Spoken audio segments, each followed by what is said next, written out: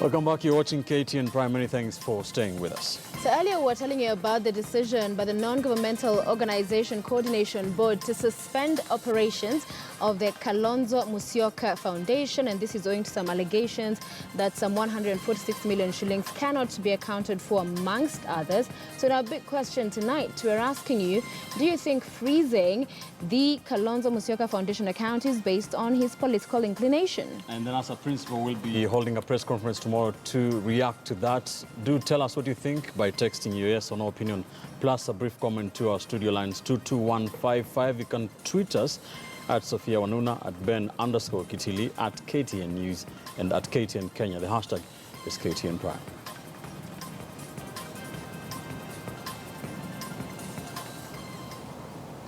Right, now Kenya's Attorney General Githu Muigai will seek the position of Judge of the International Tribunal for the Law of the Sea. The tribunal based in Hamburg, Germany is an independent judicial body with responsibility for the regulation of seabed mining beyond the limits of national jurisdiction, that is beyond the limits of territorial sea. Now, the state-sponsored candidature of Professor Muigai was announced by Deputy President William Ruto this morning while he opened the 56th session of the Asian African Legal Consultative Organization meeting here in Nairobi.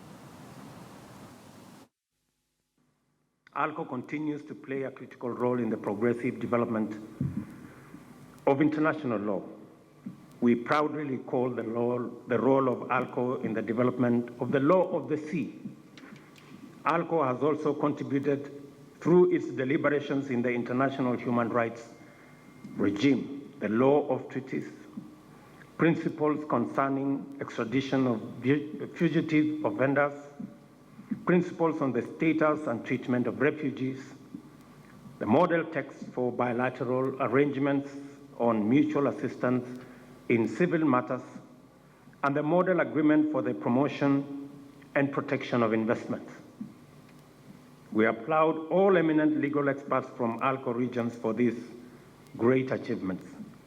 It is for this reason that I am proud to offer Kenya's Professor Githu Muigai, the Attorney General of the Republic of Kenya, for the post of Judge of the International Tribunal for the Law of the Sea.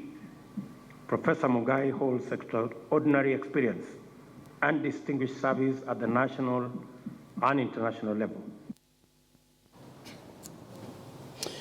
In other news, Lamu Governor Issa Timami has defended the 59 million shillings variance between the financial statements and the IFMIS data for the year 2014.